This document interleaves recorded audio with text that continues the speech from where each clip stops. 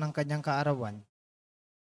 Gayon din ang pasasalamat ni Margie Balawag, Ginga B. Marquez family, Elinita Cascasan and family, Regacho family, Palanque family, Dorado family, Wilma Domingo, Soriano family, Nora and Ryan, Rachel Rodriguez, Luciano family, Dining family, Pino family, Emma Magtagnog, Dolores Casilag, Francisco Casilag, Benito Lim, Ednalaga family, El Amparo family, Arga family, Iliat Yupanco, Josie Bulanadi and family, Tina Tomagan, Angelica Tolentino, Irma Ramirez, Pelino and Eliano family, Ana Carmela Evangelio, Rochi Harder, Alcober family at Saligumba family. Natatanging kahilingan para sa agarang paggaling ni na Emelita and Amelito Sevilla, Eduardo Ramirez, Ronald Salamat, Rolando and Danilo de los Santos, Mildred Recla, Zenny Lago, Rodrigo Ramirez, Rebecca Licerio, Mirna Pangilinan, Aida Concepcion, Maxine Aguado, Timothy Paul Quismundo, Liza Lago, Enrique Abalatea Jr., Raquel Crame, at Jaire Janica Ibarra. Natatanging kahilingan ni na Ronald Salamat, Iliat Yupanco, Aji and Ferdy Del Mundo, Banji Villanueva and family, Yolanda Lascano. Panalangin para sa mga kaluluwa ni na Reynaldo Cascasan, Conrada Ismael Rodolfo, Dr. Nixon C., Angelina Pineda, Provencio Pineda, Martina Regalado, Dustin Kurt Marcus, Natividad Gonzales, Edilberto Gonzales, Consuelo and Teodoro Cordova, Alicia, Monsignor Norberto Habos, Monsignor Pepe Ramirez, Father Angelino de Feo Jr., Father Odon de Castro, Father Eric Santos, Julianito and Lorna Mercado, Rose Harder, Ronaldo Kawachi Sr., Mark, Rosa Haplik, Alberto Maligon, Francisco De Sena, Pasencia de Leña, Teresita Texon, Ramiro De Sena, Maria Alona De Sena, Antonio Consuelo, Andrian, Amodito, Corazon, Ali J, Nemesio, Victor, Ana, Juliana, Vicente, Ana Kena, Jose, Eric, Edna Laga, Rosario Brown, Teofilia, Juanito, Daisylin, Lore, Francisco, Jose Sr., Roque, Geraldine, Batalia, Tirzo and Aurelio Salviejo, Leticia Orencio, Glenn, Gary, Tirso, Michelle Angela Isip, Raimundo and Paulina Aragoza, Emperatriz, Onofre, Mariano Filomeno Sr., Brigada Filomeno, Mariano, Mariano Jr., Azucena Filomeno, Corazon Saberon, Emilio Saberon, Natividad Saberon, Patricio Saberon, Leticia Lopez, Robel Diesta, Bert Diesta, Nancy Estacio, Virginia, Onofre Avilla, Lucio Pronton Glenn Beltran, Gary, Dolores at Rosendo.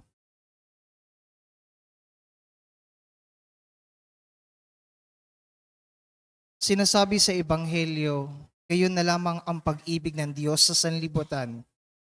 Kaya ibinigay niya ang kanyang bugtong na anak, sapagkat sinugo ng Diyos ang kanyang anak, hindi upang hatulang maparusahan ang sanlibutan, kundi upang iligtas sa pamamagitan niya. Gayon din ang mensahe ni Apostol San Pablo, napakasagana ang habag ng Diyos at napakadakila ang pag-ibig na inukol niya sa atin. Tayo'y binuhay niya kay Kristo kahit noong tayo'y mga patay pa dahil sa ating pagsuway. Dahil pinagkalooban tayo ng hindi masukat na yaman ng biyaya ng Diyos, lumapit tayo sa liwanag ni Kristo at hihatid natin ito sa lahat ng tao. At ang mamumuno po sa ating banal na pagdiriwang ngayon ay ang ating butihing paring panauhin, Reverend Father Christopher Osares. Magsitayo po ang lahat.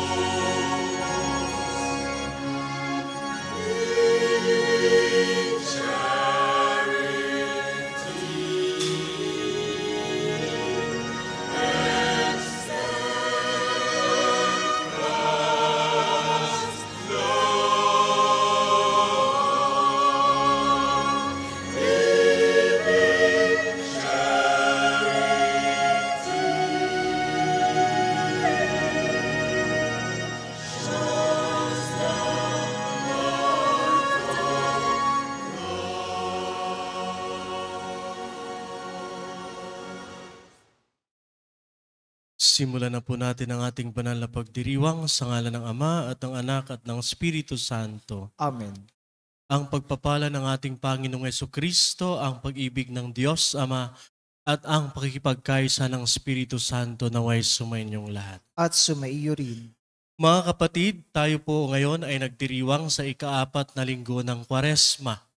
Ito rin yung tinatawag natin na linggo ng Letare Sunday o linggo ng galak. Sa patuloy nating paglalakbay sa panahon ng Kwaresma at sa harap na nalalapit na mga mahal na araw, nakatuon ang ating pansin sa puno at dulo ng lahat ng ito, ang mahabaging pagmamahal ng Diyos sa lahat ng tao. Walang hanggan ang kanyang pagmamahal sa atin. Ito'y matiyaga, matibay, at kailanmay di magmamaliw. Ito'y binigyang patunay ni Jesucristo na Diyos at taong nagbuwis ng kanyang buhay upang ang lahat ay magkaroon ng buhay na ganap. Banal ang ating buhay kung kaya't bukas ang ating mga puso sa Kanya sa pananampalataya. Mangyayari nawang panatiliin nating bukas ang puso't kaisipan sa patuloy na pagbabahagi sa atin ng Kanyang biyaya at buhay, lalo't higit sa banal na pagdiriwang na ito ng misa. Mga kapatid, bilang paghahanda para sa pagdiriwang ng mga banal na misteryo, alalahanin natin ang ating mga kasalanan at hilingin ang habag at patawad ng Diyos. Tayong pong lahat, inaamin ko sa makapangyarihang Diyos at sa inyong mga kapatid na lubha akong nagkasala sa isip, sa salita at sa gawa at sa aking pagkukulang. Kaya isinasamo ko sa mahal na Birheng Maria sa at sa lahat ng mga anghel at mga banal, at sa inyo mga kapatid, na ako'y ipanalangin sa inyo. Panginoong ating Diyos. Kaawaan tayo ng makapangyarihang Diyos, patawarin tayo sa ating mga kasalanan, at patnubayan tayo sa buhay na walang hanggan. Amen.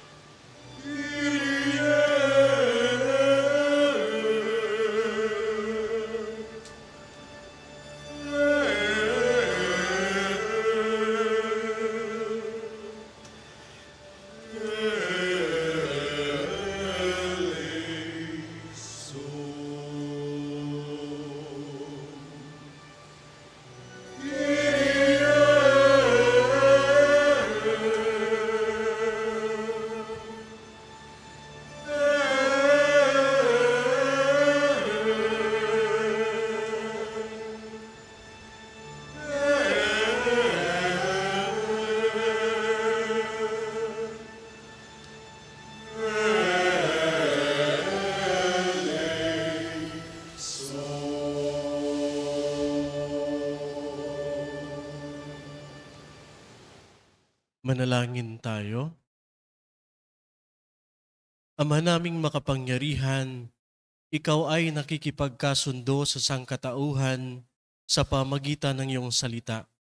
Sa masigasig na pagsamba at matibay na pananampalataya, ang sambayanang Kristiyano ay makadulog nawang masaya sa pagdiriwang ng dakilang kapistahan ng pagkabuhay.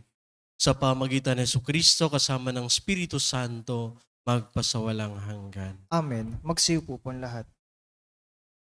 Matapos masakop ng Persya ang Babylonia, pinuko ng Diyos ang kalooban ni Haring Ciro na nagpabalik sa mga Israelita sa kanilang bayan at nagutos itayo ang templo. Pagbasa mula sa ikalawang aklat ng mga kronika.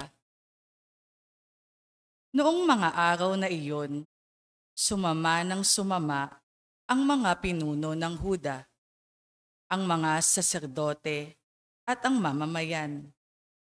Nakigaya sila sa nakaririmarim na gawain ng ibang bansa, pati bahay ng Panginoon na itinalaga niya sa Jerusalem ay kanilang itinakwil.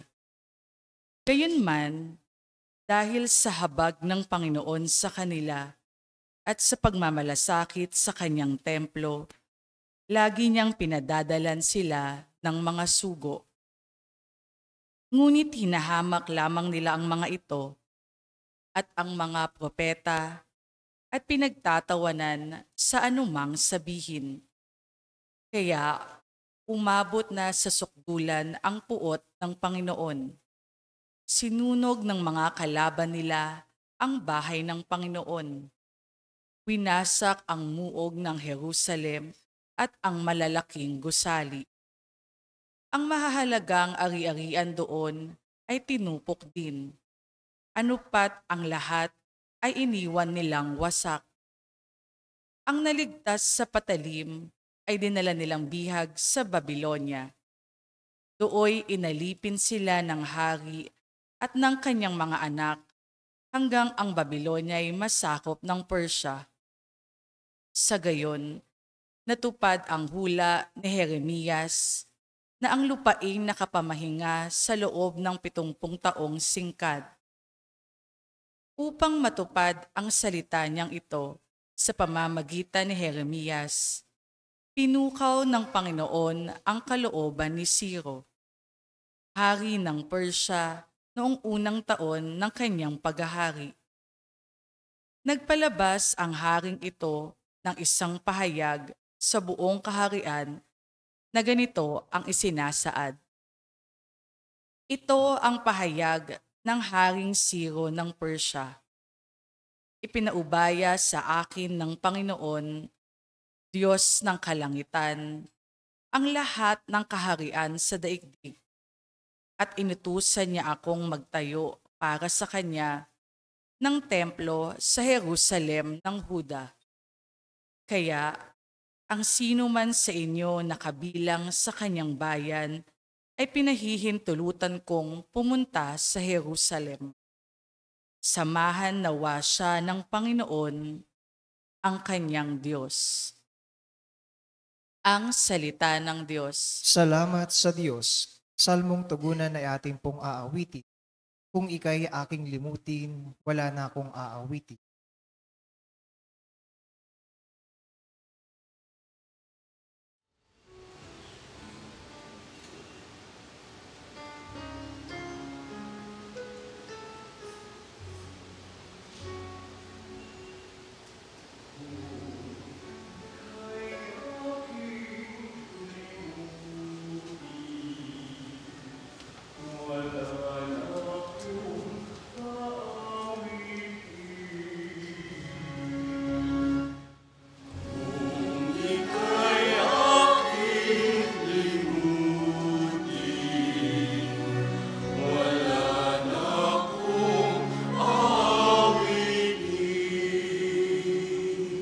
Sa pampang ng mga ilog nitong bansang Babylonia, kami roo'y nakaupong tumatangis sa tuwina.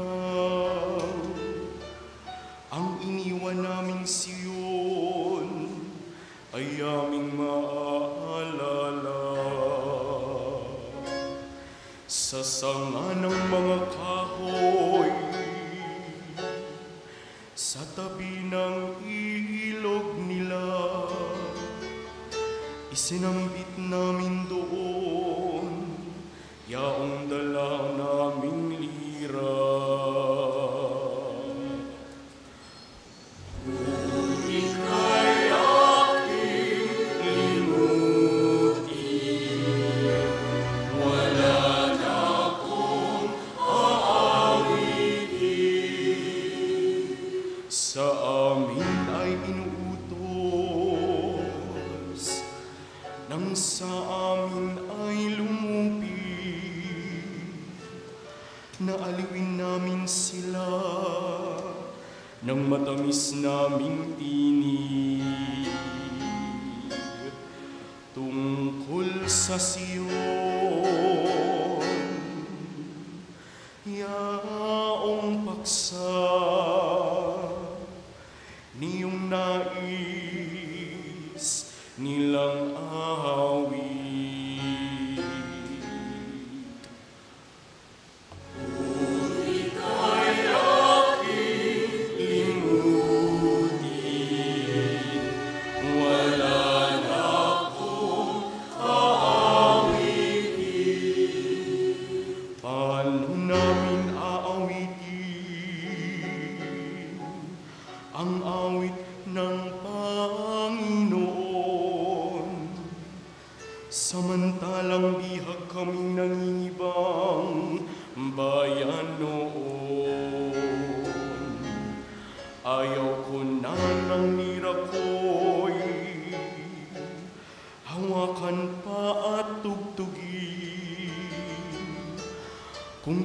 bunga sa pagtugtog, limutin ang Jerusalem. Kung ika'y aking limutin, wala na akong aawitin. Hindi na ako aawit pa kung ang lundong sasapitin. Sa isip ko't alaala, ika'y ganap na limutin. Kung ang kaligayahan mo ay hindi ko hahangarin. Kung ika'y aking limutin, wala na akong aawitin. Kung ika'y aking limutin,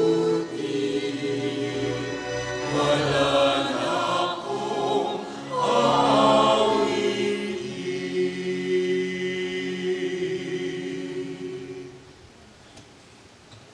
Noong tayo'y lugmok sa kasalanan, ang Diyos ang unang kumilos para iligtas tayo. Binuhay niya tayo at ipinanganguan ng kaluwalhatian ng langit.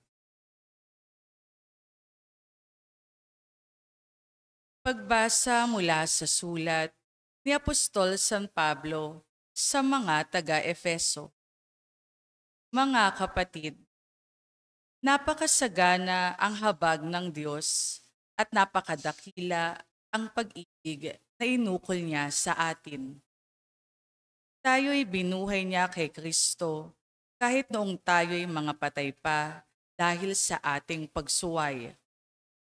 Naligtas nga kayo dahil sa kanyang kagandahang loob. Dahil sa ating pakikipag-isa kay Kristo Jesus, tayo'y muling binuhay na kasama niya at pinaupong kasama niya sa kalangitan. Ginawa niya ito upang sa darating na mga panahon ay maipakita niya ang di masukat na kasaganahan ng kanyang kagandahang loob sa atin sa pamamagitan ni Kristo Jesus. Dahil sa kagandahang loob ng Diyos, ay naligtas kayo sa pamamagitan ng inyong pananalig kay Kristo. At ang kaligtasang ito'y kaloob ng Diyos, hindi mula sa inyo. Hindi ito dahil sa inyong mga gawa, kaya't walang dapat ipagmalaki ang sinuman. Tayo'y kanyang nilalang, nilikha sa pamamagitan ni Kristo Jesus upang iukol natin ang ating buhay sa paggawa ng mabuti na itinalaga na ng Diyos para sa atin noon pa mang una. Ang salita ng Diyos. Salamat sa Diyos. Magsitayo po ang lahat.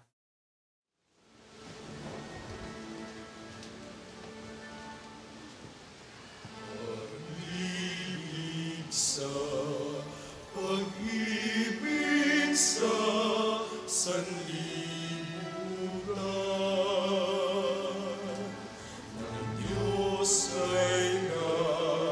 ng Diyos ay gayon na lamang. Kanyang anak, ibinigay.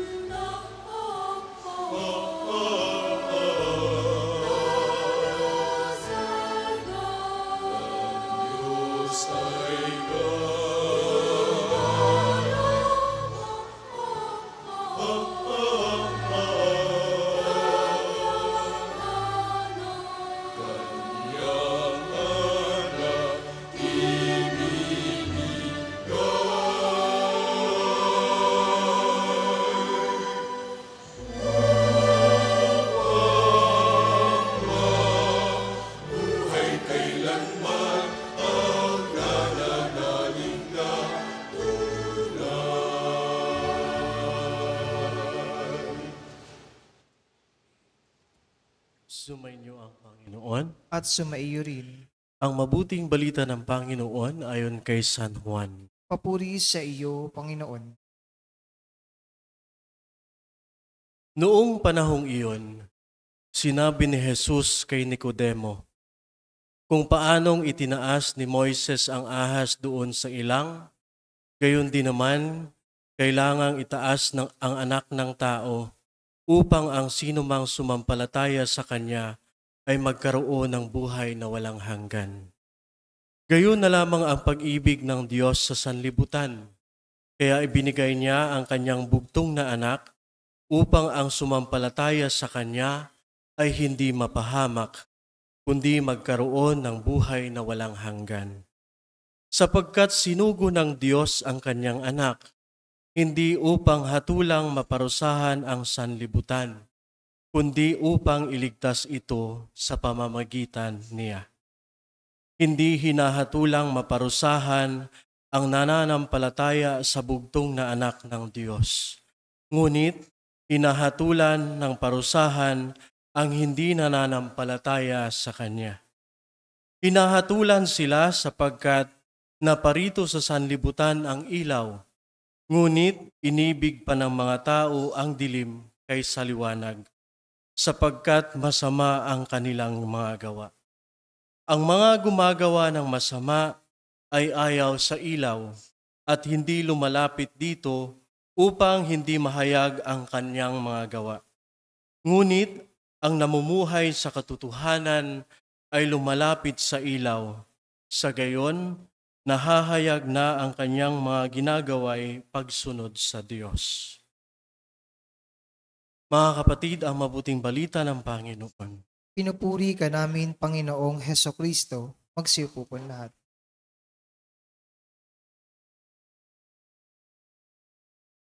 Magandang umaga po sa ating lahat. Pakibati naman po ang inyong mga katabi ng good morning. Magandang umaga. Habang binabati niyo sila, pakitanong po sila, kapatid, paano mo malalaman na ang isang pag-ibig ay tunay? Pakitanong nga po yung mga katabi niyo, paano mo malalaman na ang isang pag-ibig ay tunay? Siguro po kung maalala ninyo, lalo na yung ating mga magulang, ating mga lolo at lola, paano ba nila ipinapahayag ang kanilang pag-ibig para lang malaman ng kanilang mga irog na ang kanilang pag-ibig ay isang tunay na pag-ibig? Halimbawa na lang po nung unang mga panahon, siguro maalala nyo na kapag si tatay o si lolo ninyo, nililigawan ang lola ninyo nung unang panahon, sila ay nag-iigib ng tubig. Diba? Habang sila ay nanliligaw.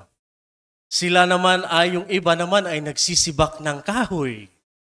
Yun yung mga ginagawa ng ating mga lolo nung kapanahunan nila habang pinaparamdam nila ang kanilang pag-ibig sa kanilang mga irog. It takes years actually. Ilang taon din bago masungkit ang kanilang mga oo. No? Pero ngayon, iba na.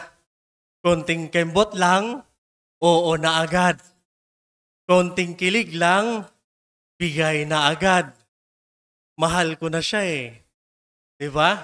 May mga text pa, may mga chat pa na, I love you, I miss you, hindi ako mabubuhay kung wala ka. Diba? Pero ang hindi niya alam, group message pala yun. Ang dami pala nila. Mga kapatid, bakit ko po ito natanong? Paano natin malalaman na isang pag-ibig ay tunay? Sapagkat ang ating pong mga pagbasa ngayon ay nagpapahiwatig tungkol sa pag-ibig ng Diyos. Tama?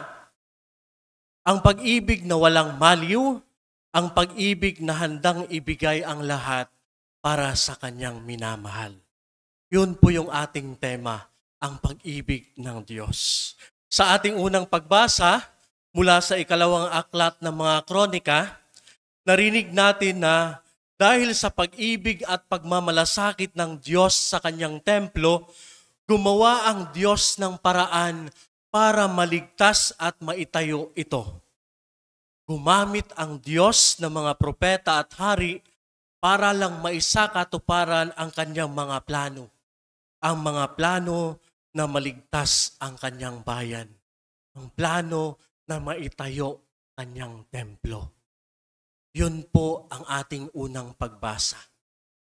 At kung titingnan naman po natin ang ating 2 pagbasa, sinasabi ni San Apostol San Pablo sa mga taga-Epeso na ang Diyos ay sagana at habag at napakadakila, sagana sa habag at napakadakila ang kanyang pag-ibig.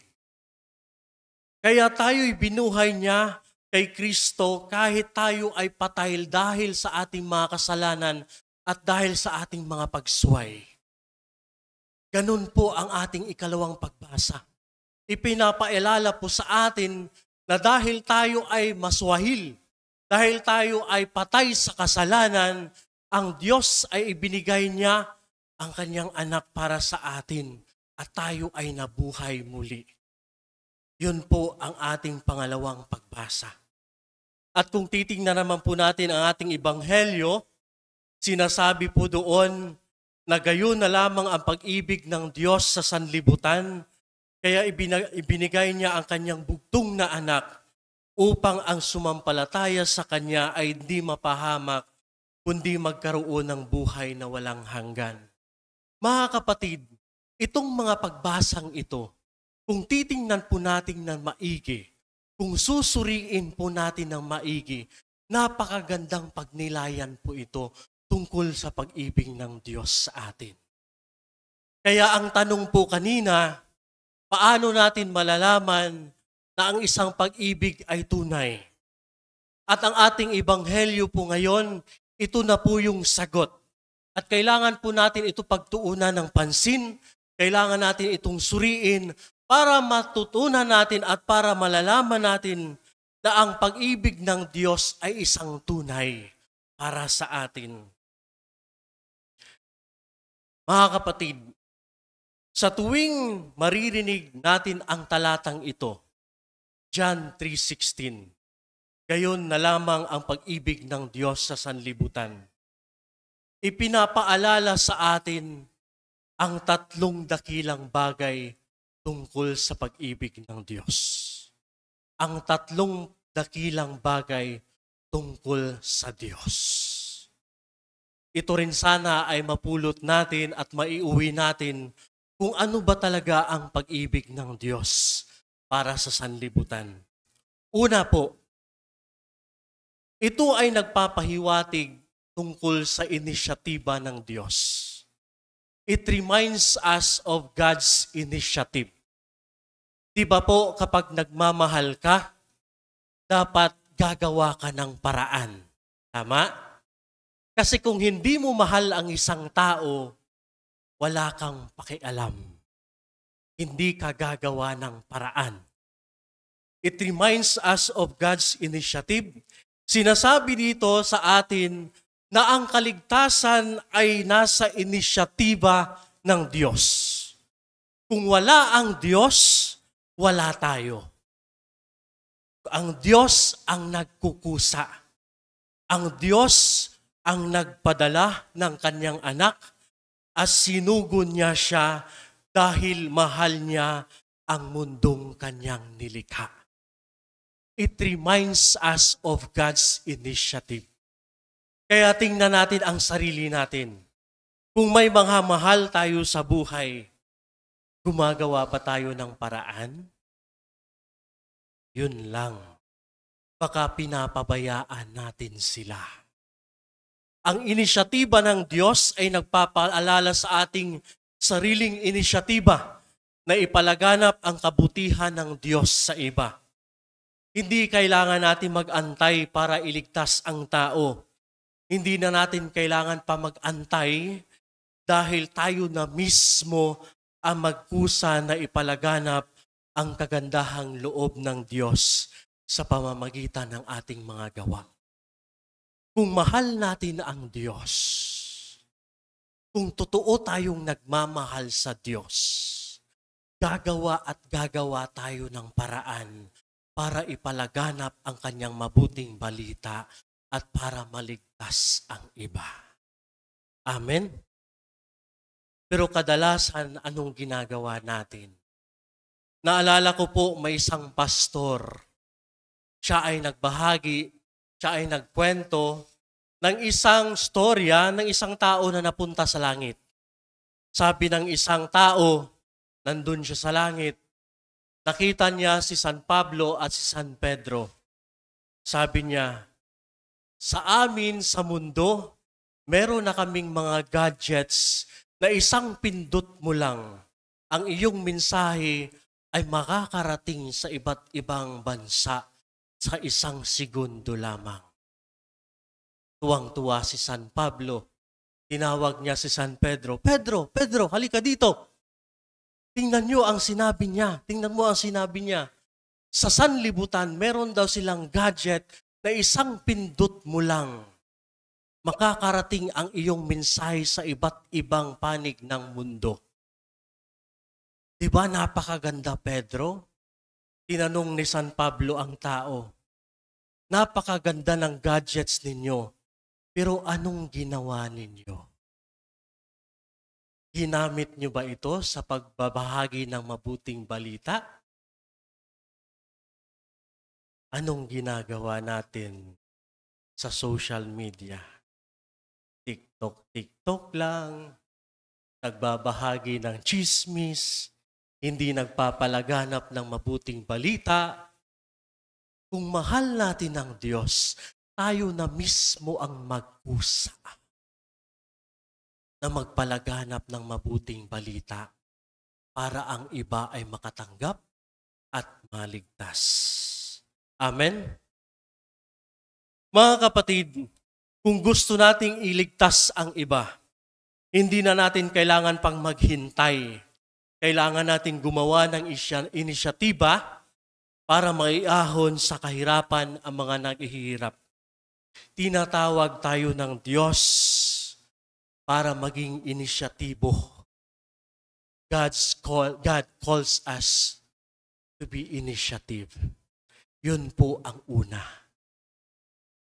unang hamon para sa atin. Pangalawa po, ito ay nagpapahiwatig tungkol sa kalikasan ng Diyos. It speaks of God's nature. Kalikasan upang magmahal. Naalala ko, noong ako'y nag-aaral sa theology, 6 na taon na ang nakalipas, nabanggit ng aming propesor, sabi niya, mula pa noon, nung una, nais ng Diyos na ibahagi ang kanyang kalikasan sa kanyang nilikha. Ang kalikasan ng Diyos ay pag-ibig at nais niyang ipahayag ang pag-ibig na iyon sa pamamagitan ng kanyang nilikha. In other words, dahil sa sobra-sobrang pagmamahal na meron ng Diyos, nais niyang ibahagi ang pagmamahal na ito sa pamamagitan ng paglikha ng sanlibutan. Ang kwento ng paglikha sa aklat ng Henesis ay isang patunay ng pag-ibig na iyon. Mga kapatid, ano po ba ito para sa atin bilang Kristiyano? Bilang mga Kristiyano, tayo po ay tinawag upang magbahagi. Diba? Kung mahal mo ang isang tao, hindi ka nagmamahal para sa sarili mo. Dapat kung totoo kang nagmamahal, dapat matuto kang magbahagi. Tama? Ganun ang Diyos. Dahil ang Diyos ay punong-puno ng pagmamahal at ang pagmamahal na ito ay kanyang ibinahagi. At ang pagbabahagi na iyon, makikita natin sa kanyang mga nilikha. Amen? Mga kapatid, upang ibahagi at ipalaganap ang pagmamahal ng Diyos, ginawa niya ang parahan. Ito rin ay tawag sa atin upang ipalaganap ang pag-ibig ng Diyos sa pamamagitan ng ating mga gawa. Tandaan po ninyo ang sinabi ni Jesus, binibigyan ko kayo ng bagong utos, magmahalan kayo. Kung paanong inibig ko kayo, gayon din dapat kayong magmahalan. Sa pamamagitan nito ay malalaman ng lahat ng tao na kayo ay aking mga alagad kung kayo ay nagmamahalan. Ang pag-ibig ng Diyos ay dapat ipakita natin sa lahat. Dahil ito ang ating tawag. Kadalasan po, ano ang nangyayari? Hinamon tayo ni Jesus na magmahalan. Pero anong ginawa natin? Minsan, sobra-sobra. May mga mag-asawa, imbis na yung pagmamahal nila ay ibubuhos nila sa kanilang asawa, naghanap pa sila ng iba. Diba? Kadalasan yun ang nangyayari. Pero ang ating Panginoon, hinamon tayo na kung tayo ay nagmamahal ng totoo sa Diyos, dapat ipakita natin ito sa pamamagitan ng pagmamahal sa ating kapwa.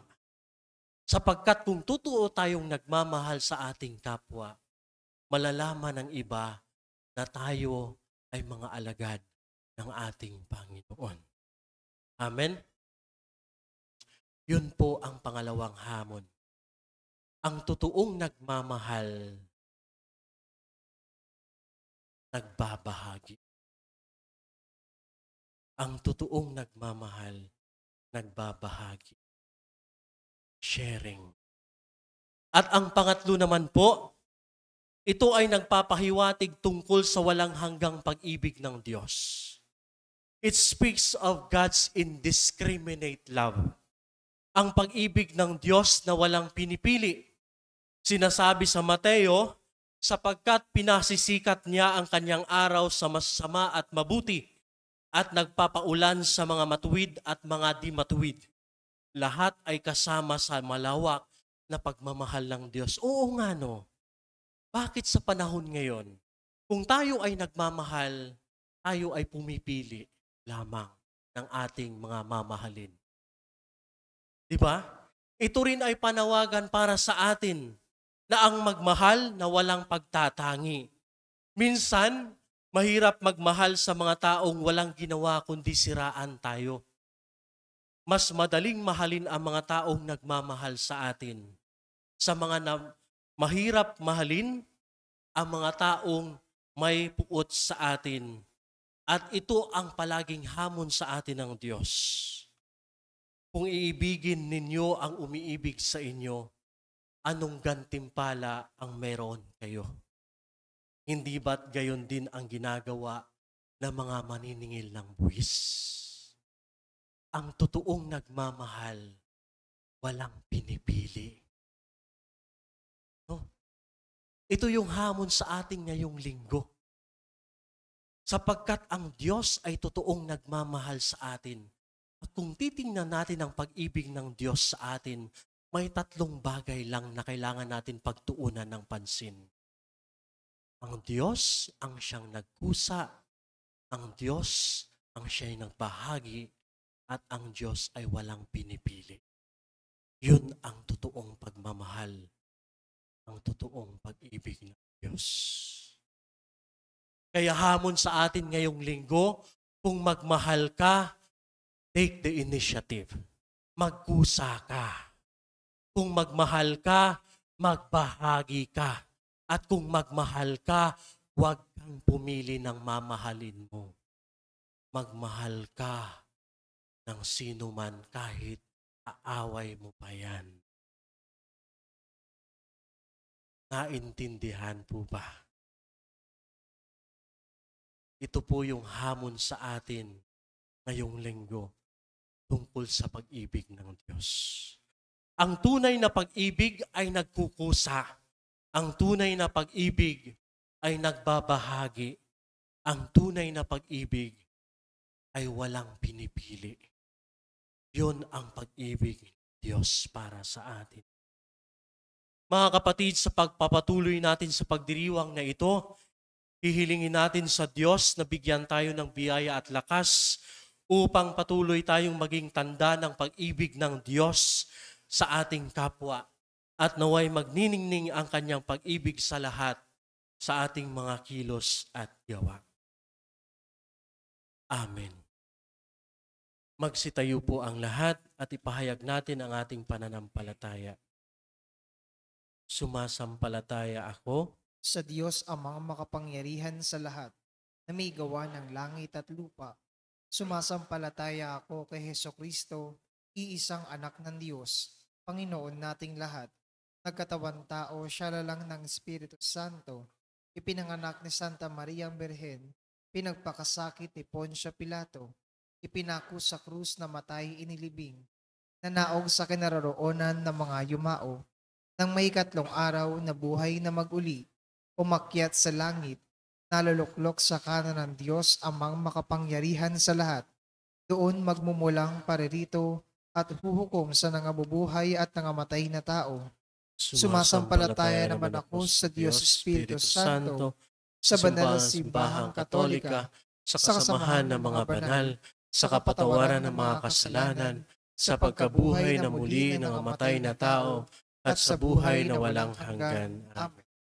Hindi lamang sa tanda ng ating pagkamakasalanan ang krus ni Jesus, ito rin ay tanda ng dakilang pag-ibig at awa na sa atin ng Diyos na tagapagligtas natin. Sa bawat panalangin ating itugon, Panginoon, dinggin mo kami. Panginoon, dinggin mo kami.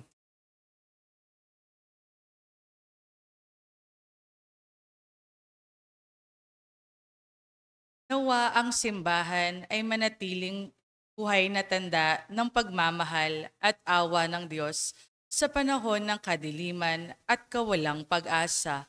Manalangin tayo. Panginoon, dinggin mo kami. Sundan nawa ng mga namumuno sa pamahalaan ang liwanag ni Kristo at maglingkod sila ng may malasakit at pagkalinga sa maliliit ayon sa halimbawa ni Jesus. Manalangin tayo. Panginoon, dinggin mo kami.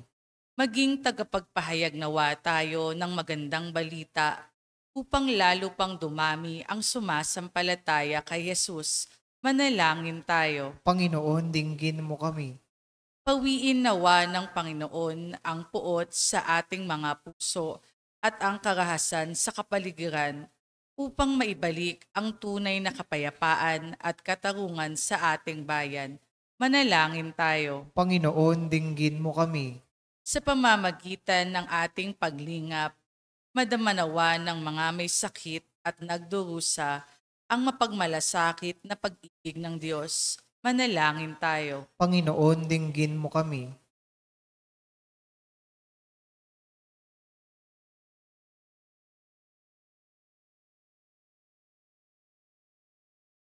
Ama naming mapagmahal, nais mong tumanggap kaming lahat ng buhay na walang hanggan.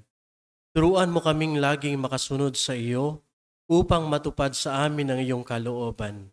Hinihiling namin ito sa pamagitan ni Kristong aming Panginoon. Amen.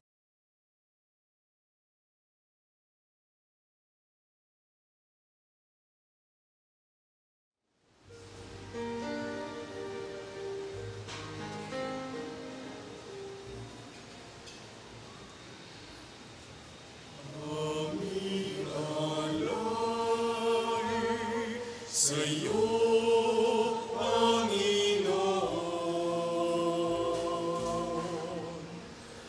ang tinapay at alak na iyong kaloob upang gulitain ang iyong buhay na inialay ng tayo.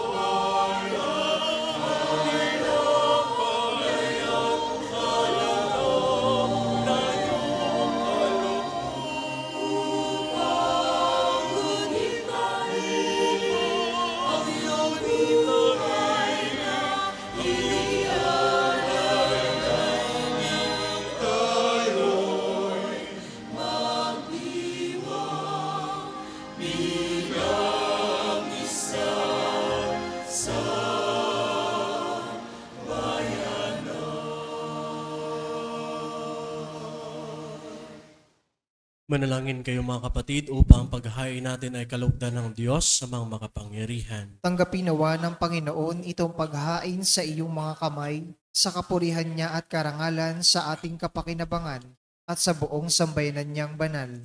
Ama naming lumikha, para sa paghaing nagbibigay kagalingan, kami ngayon ay masayang nagsisipag-alay, kalakip ang dalangin aming nawang maidangal ang pagdiriwang na ito ng banal na pakikinabang at maidulot nawa ito para sa kaligtasan ng tanan. Sa pamagitan ng Jesucristo kasama ng Espiritu Santo magpasawalang hanggan. Amen. Sumainyo ang Panginoon. At sumaiyo rin. Itaas sa Diyos ang inyong puso at diwa. Itinaas na namin sa Panginoon. Pasalamatan natin ang Panginoong ating Diyos. Marapat na siya ay pasalamatan. Ama naming makapangyarihan, tunay ngang marapat na ikaw ay aming pasalamatan sa pamagitan ng Jesucristo na aming Panginoon. Sa aming kusang pagtitiis ng hirap, tinulungan mong aming maitumpak ang kinamihas ng pagsalungat sa pananagutang iyong inatas. Sa aming pagtulad sa anak mong mahal na nagpakasakit para sa tanan, ang pagsisikap namin iyong kinalulugdan at ang pagpapakabuti namin iyong ikinararangal. Kaya, kaisa na maanghel na nagsisiawit ng papuri sa iyo ng walang humpay sa kalangitan, kami nagbubunyi sa iyong kadakila.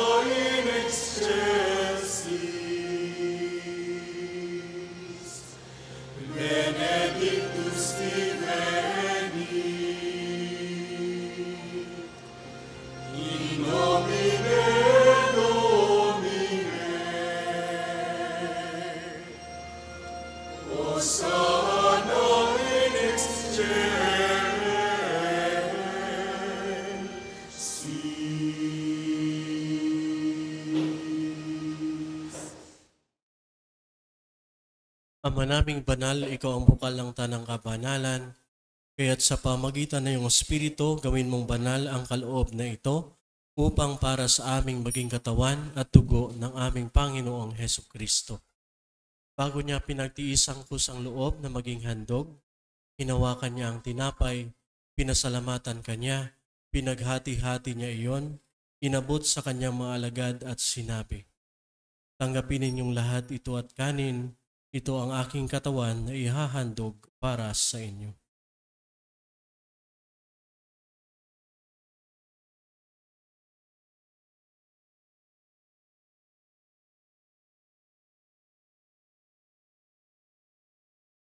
Gayon din naman nang matapos ang hapunan, hinawakan niya ang kalis, muli kanyang pinasalamatan.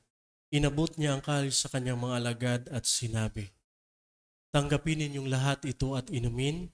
Ito ang kalis ng aking dugo na bago at walang hanggang tipan. Ang aking dugo na ibubuhos para sa inyo at para sa lahat sa ikapagpapatawad ng mga kasalanan. Gawin niyo ito sa pag-alaala sa akin."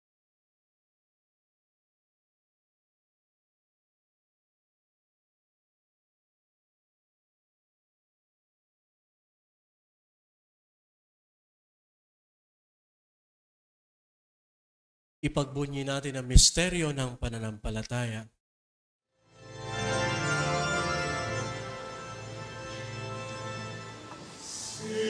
Kristo ay namatay. Si Kristo ay nabuhay. Si Kristo ay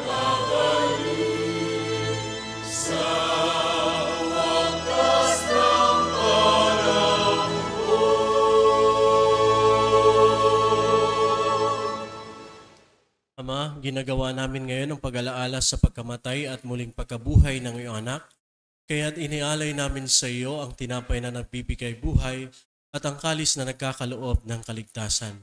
Kami nagpapasalamat dahil kami yung minarapat na tumayo sa harap mo para maglingkod sa iyo. Isinasamo namin kaming magsasalo-salo sa katawan at dugo ni Kristo ay mabuklod sa pagkakaisa sa pamagitan ng Espiritu Santo. Ama, lingapin mo ang iyong simbahan laganap sa buong daigdig. Puspusin mo kami sa pag-ibig kay isa ni Francisco na aming Papa at ni Jose na aming Obispo at ng Tanang Kaparian. Alalahanin mo rin mga kapatid naming nahimlay na may pag-asang sila'y muling mabubuhay. Gayon din ang lahat ng mga pumanaw. Kaawaan mo sila at patuloyin sa iyong kaliwanagan. Kaawaan mo at pagindapatin kaming lahat na makasalo sa iyong buhay na walang wakas.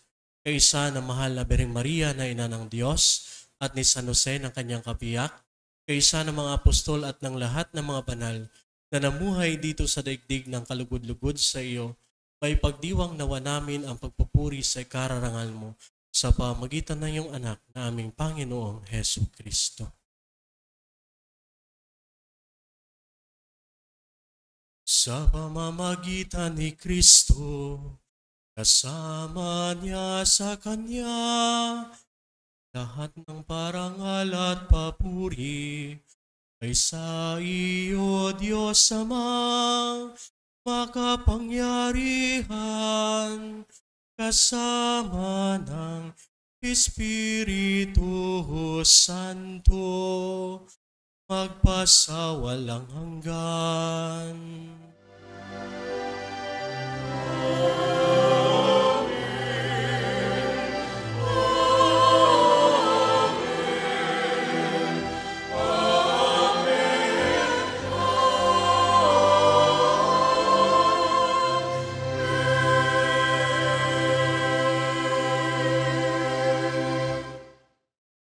Sa tagubilin ng mga galing na utos na turo ni Jesus na Panginoon natin at Diyos, ipahayag natin ang lakas loob.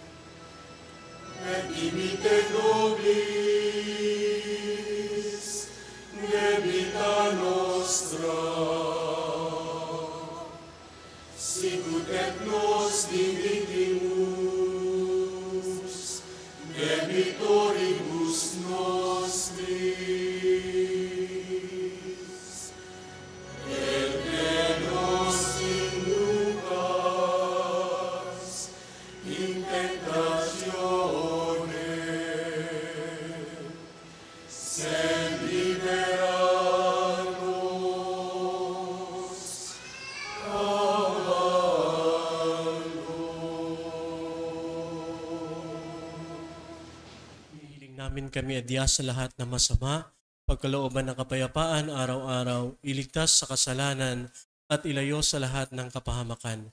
Samantalang aming pinanabikan ang dakilang araw ng pagpapahayag ng tagapagligtas naming sa Hesus Kristo. Sa iyo nagmumula ang kaharian at kapangyarihan at kaluwalhatian magpasawalang hanggan. Panginoon Kristo, sinabi mo sa iyong mga apostol, kapayapaan ang iniwan ko sa inyo, ang aking kapayapaan ang ibinibigay ko sa inyo. Tunghayan mo ang aming pananampalataya at huwag ang aming mga pagkakasala. Pagkalooban mo kami ng kapayapaan at pagkakaisa ayon sa iyong kalooban. Kasama ng Espiritu Santo magpasawalang hanggan. Amen.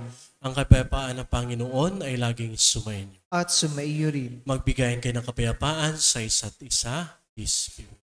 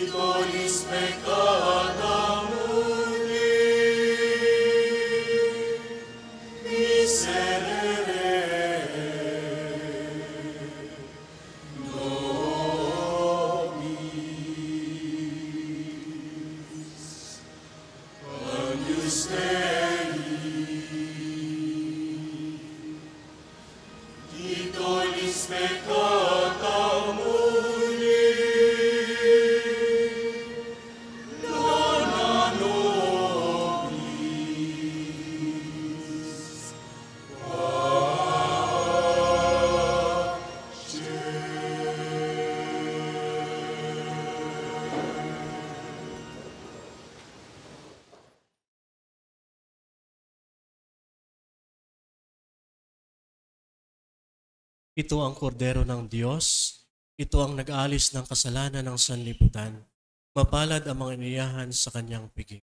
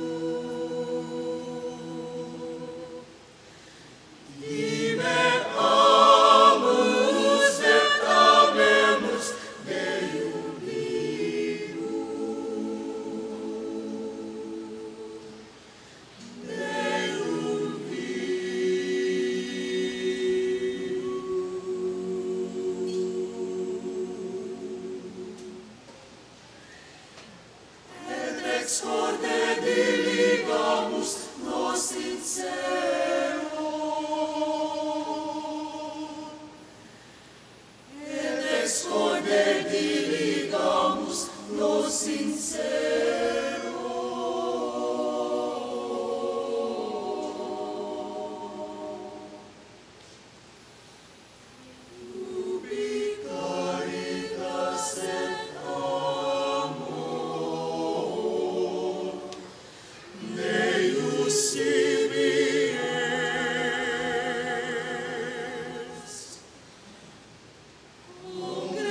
Congregavit nos in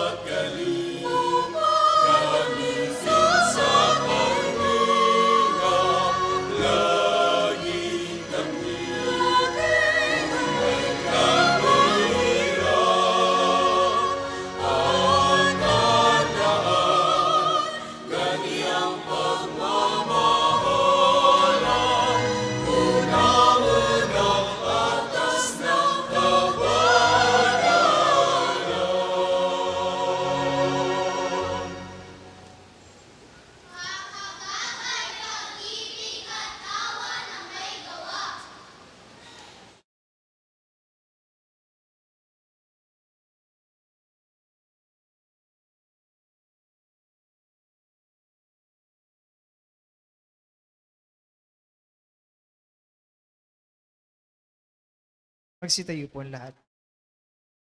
Manalangin tayo. Ama naming mapagmahal, tinatanglawan mo ang lahat ng tao na isinilang sa daigdig na ito. Sa kaloob mong liwanag, tanglawan mo ang aming kalooban upang sa dapat naming isaloob na iyong kinalulugod ay lagi naming isaisip at ikaw ay aming wagas na maibig. Sa pamagitan ni Jesucristo kasama ng Espiritu Santo, magpasawalang hanggan. Amen. Sumainyo ang Panginoon. At sumaiyo rin. Magsiyuko kayo habang iginagawad ang pagbabasbas. Ama naming mapagpala, lingapin mo ang iyong angkan, pakundangan sa pag-ibig ni Jesucristo na hindi tumangging magdusa sa kamay ng mga makasalanan kahit sa krus siya'y namatay. At ngayon siya'y nabubuhay kasama ng Espiritu Santo magpasawalang hanggan. Amen. At pagpalain kayo ng makapangyarihang Diyos, Ama, Anak at Espiritu Santo. Amen. Tapos ng ating pagdiriwang, humayo kayong tagdarin ang kapayapaan ni Kristo. Salamat sa Diyos.